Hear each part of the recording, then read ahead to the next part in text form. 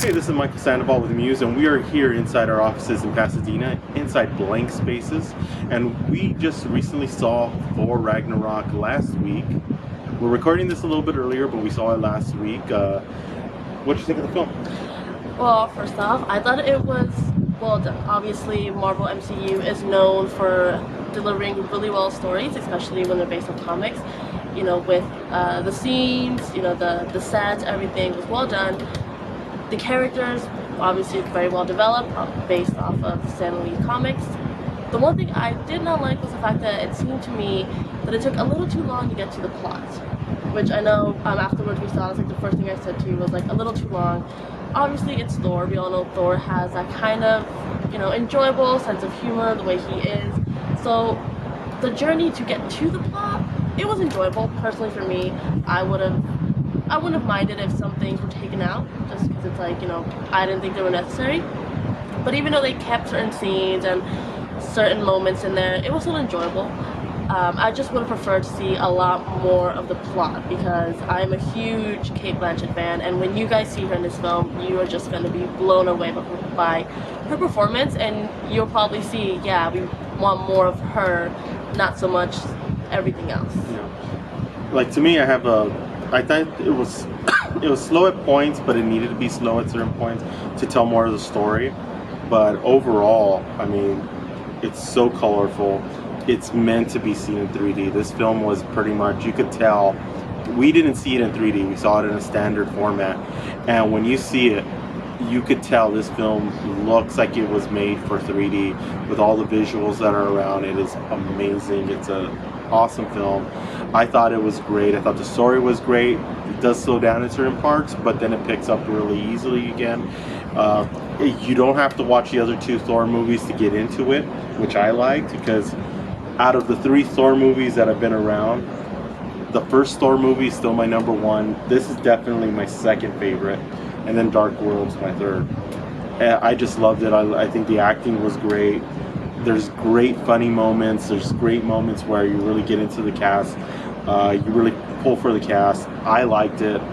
We're trying not to get into too many spoilers, because there is a lot of spoilers. There's a lot, definitely. I think just taking the movie, like you were saying with the story, I think, and like I know we've talked about this a lot, because we obviously enjoy a lot of comics. The one thing that Marvel does very well with the cinematic universe is that their story plot, it's not easy, but it's simple to follow and understand. You don't get confused. You don't ever wonder, well, why was this brought up? It has no relation to this. The plot, the story, the plot, it's very simple. Everything else added on just makes it better. Yeah. With the jokes, there was a lot of questionable humor on there, and I know when we were watching it, a couple of seats down, there was a dad with his kid, and whenever certain jokes were being made, you know, harmless, but still as an adult, you can kind of see where they're going with it. I would just kind of look to the side and be like, a little boy noticing, but very enjoyable with the humor. It wasn't forced humor, especially, because I think anyone can tell when you watch movies when it's forced humor, when, you know, it's like, that's not really funny, but they're pushing for that laughter. It seemed very natural, especially in moments when there was like moments of tensity and, you know, of just silence, like things that any one of us would do to break that silence or break that awkward moment or to lighten up the mood. It seemed very natural, the humor, which has me wondering, you know, how much of it is scripted and how much of it could be improv. Because we've all heard, you know, how the actors are behind set. Chris Hemsworth obviously loves to joke around, same with Mark Ruffalo, so it's like, how much of this, I was wondering, is improv and how much could be scripted? Except how natural. I wish we could tell you, get into that a little bit more, because we did attend the press conference for Thor Ragnarok, but once again, it has a lot of spoilers, and this is a non-spoiler review for Thor Ragnarok. We will do later on a spoiler review, probably the week after the release, just after you guys could have a chance to go see the film. But yeah, I agree with you in certain parts. It is questionable, but you know what? This is the way I'm looking at it, and I talked to a few other press people. It's like, it's growing with its audience. Because the people who were 10 years old back then, when 2007, when the Marvel Universe first started, 2007, 2008, are now 17, 18, or 16. It kind of, the movies have grown with their fan base. as well as the adults and everybody else who have gotten into them.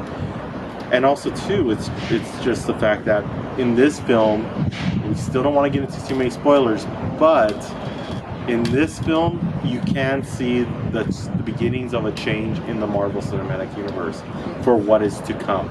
Yes, and if you guys, if you guys have followed the comics, you know the Marvel Cinematic Universe. The minute you see this film, you will know exactly what we're talking about and why. Like right now, we're like very excited for what's about to come and what's gonna happen next. And you guys, the minute you watch it, you will instantly know what we're talking about. So I don't think we even have to say. Because whenever you're dealing with Hela, the goddess of death, there's really no spoiler alert on that one, because she is the goddess of death. Says enough right there of what you're gonna see. And a lot of the changes that you're going to see coming in the MCU. So, and honestly, I don't know if you've noticed, but nothing ever done in the MCU is by accident. Yeah. Everything shown, every comment made, anything that you kind of think like, oh, they just added it just to add it. No, everything has a point. Everything has a reason, and it gets you going, huh? Like, what could this show? Kind of like with the TV shows, where. Well, I think that's where the brilliance of Kevin Feige and the people at Marvel.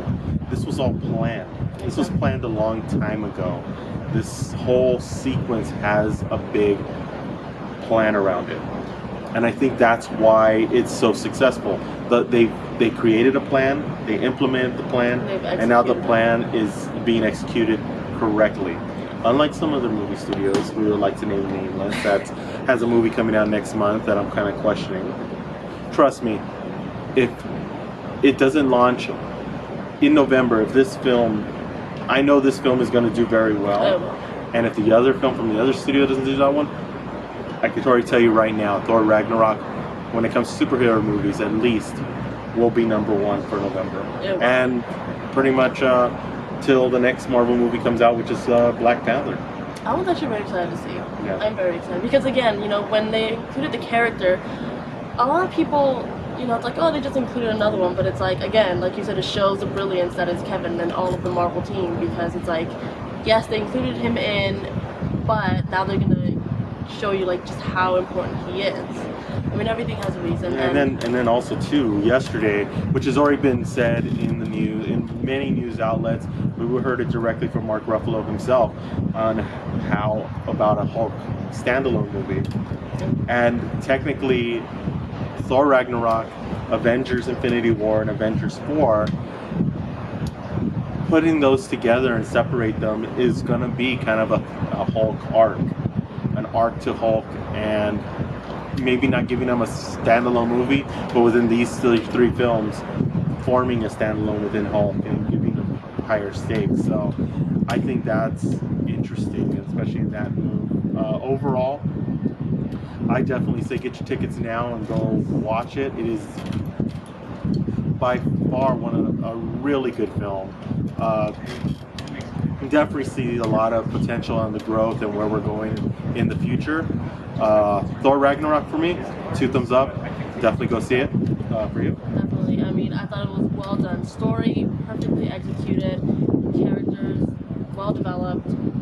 The scenes, the set, the look. I mean, yes, I would have preferred to see it in 3D also, because there were some scenes which you guys will also see that if you've seen 3D movies and then you see the pictures, you're going to realize, yes, this would have been amazing in 3D. But overall, I thought it was amazing. Well done. I mean, I've yet to be disappointed by a Marvel movie, and Thor has never really been in my top favorite. Like, if I was to list all of them, yes, I enjoy Thor films, but I gotta say with this particular film, I was like, if I had seen this one first before the other ones, I would have been like, Thor is my favorite. Yeah, definitely. So stay tuned for more here on Muse. We'll be doing a spoiler review a week after Thor Ragnarok is released in theaters. And check out all our content here on YouTube. Don't forget to subscribe and take a look at some of the other videos that we have coming up very soon. And Star Wars is coming up, so stay tuned. We got some great films, Oscar award-winning films that we're going to be reviewing and seeing. So for Lidia, I'm Mike Sandoval. Stay tuned.